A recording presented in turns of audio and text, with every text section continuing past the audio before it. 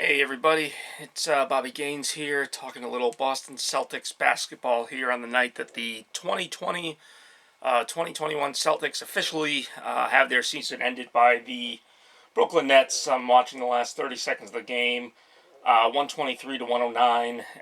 Right now they're going to lose. There's only 30 seconds left, and they're down 3 games to 1. So Celtics losing to the Nets here in 5 games in the first round of the playoffs. So you're probably wondering, like, why aren't I more angry or upset?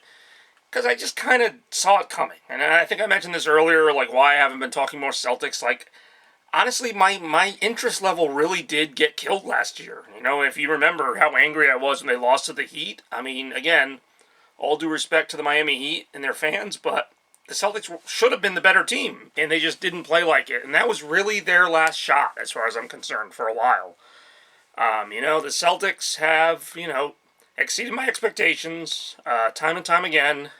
And, maybe I got a little spoiled from that. I like that progression. I believed in Brad Stevens. I believed in Danny Ainge and what they were doing.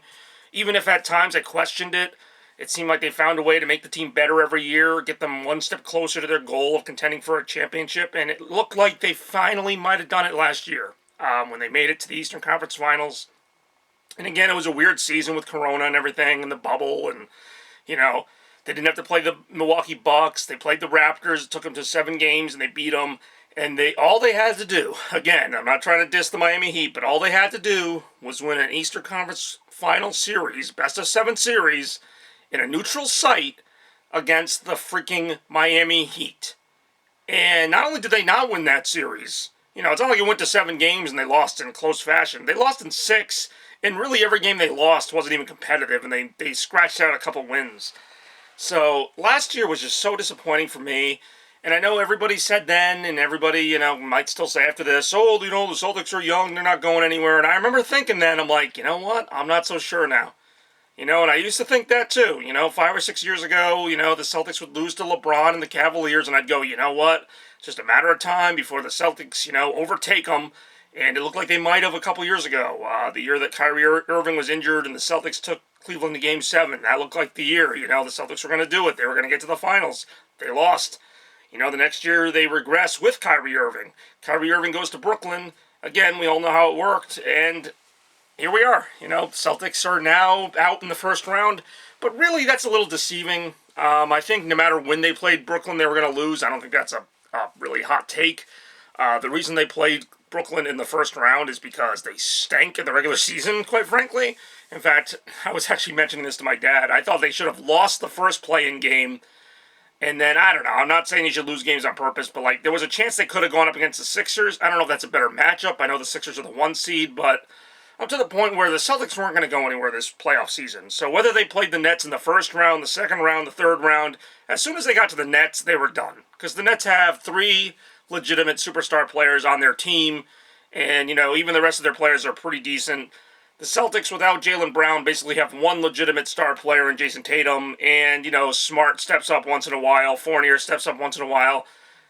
I can't say the Celtics are a bad team, but they played so lousy this season. But even if they had played better, say the Celtics got the 3 or 4 seed, they played the Knicks or whatever in the first round.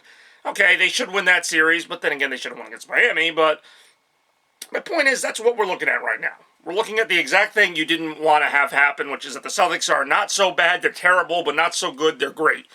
Nobody on the Celtics, even when they're at full strength, really strikes fear into the opponent. They got Kemba Walker thinking he could be that guy. Even I thought he could be that guy. I thought he could, not be Kyrie Irving, but I thought he could at least be somebody who scored 20 points a night, kept you in games, kind of supported Tatum and Brown, the 2 main stars of the team. And, looking back at it, maybe this team overachieved to begin with. Maybe, they added, I want to get to this for a little bit too, because something weird must have happened in the last couple of years, because I realize, Al Horford and Gordon Hayward weren't, LeBron James and Anthony Davis. They weren't James Harden. They weren't, even Chris Paul. Those are not players that are, the top of the top. Talking about Gordon Hayward and Horford, and I thought, for what it's worth, they had decent success in Boston. I know Gordon Hayward got injured, but, when he started to finally get his legs under him, Gordon Hayward that is, he had a pretty good season with the Celtics.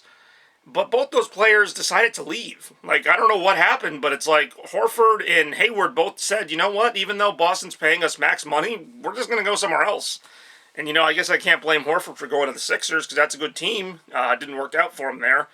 But Hayward went to the Charlotte Hornets, who, I mean, again, I can't really say anything because the Celtics aren't that great right now, but Hayward would literally rather play with Charlotte than Boston. So I'm just saying, something happened there. I don't know why, and I'm not saying the Celtics would have been that much better with Gordon Hayward, but for whatever reason, the Celtics struggle to get good players to come to their team, and even when they do, they can't even keep them. I mean, they had to overpay Al Horford. They had to overpay Hayward. And, when I say overpay, I'm not saying those players aren't good, but they're not.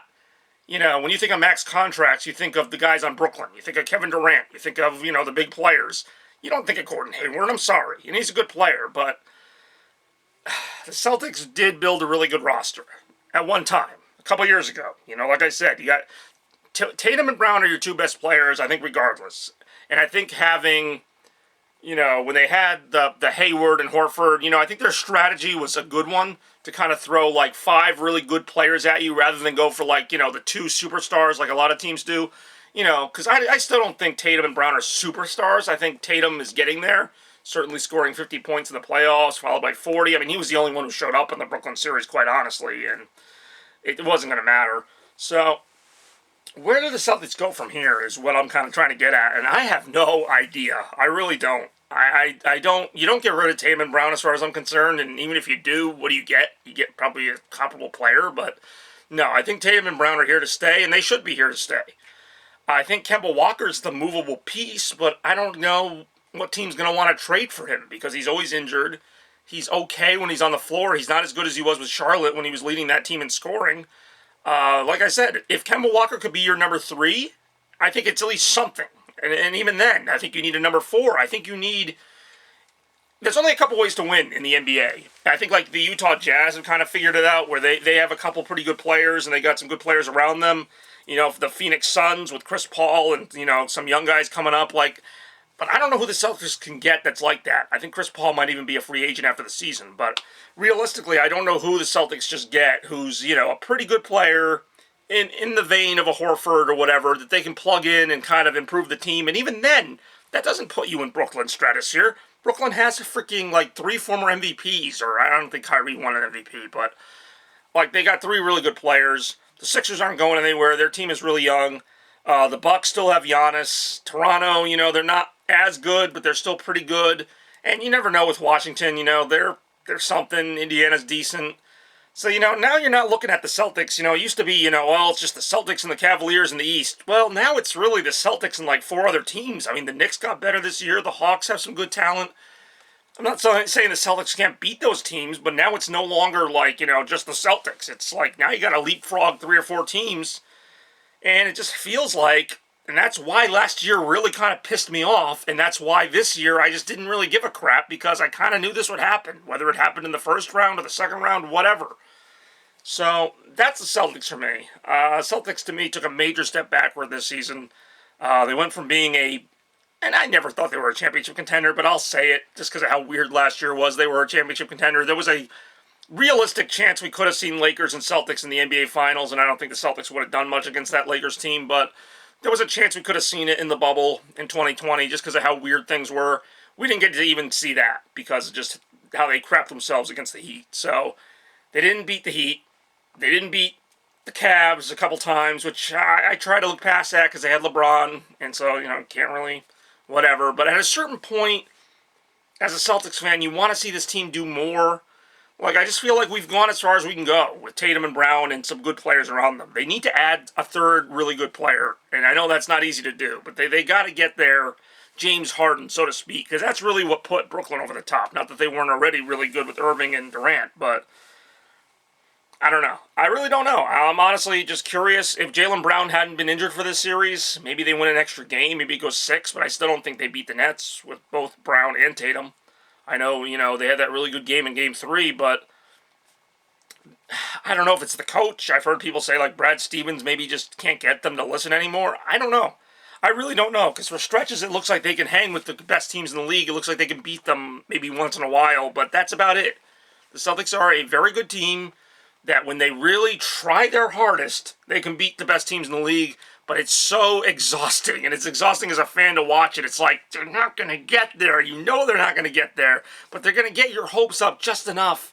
Even in this series, I was like, oh, it's 2-1, and they were leading in the first quarter of Game 4. You're like, oh, if they can make it 2-2. Even in tonight's game, they put up a really good fight. I know they're going to end up losing this. Yeah, they lost at 123-109.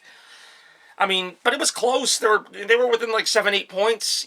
They get your hopes up that they can almost do it, but they don't have the talent, and I don't know how they get it. So that's my thoughts on the Boston Celtics. I'm just frustrated because I feel like the rebuild is kind of stalled. I don't even think I can call it a rebuild anymore. A rebuild is when you're a really bad team and you want to become a really good team. I think the Celtics have become at least a good team, and now they're just not going anywhere else. They're in that 5, 6, 7 seed in the East for the foreseeable future. Maybe they get to the 3 seed. I don't know. Wins and losses in the regular season are what they are, but I don't know. What do you guys think? You think the Celtics will be better next year? Does it really matter? I look forward to reading your comments below. That's my last thought on the 2021 Boston Celtics. See you guys later.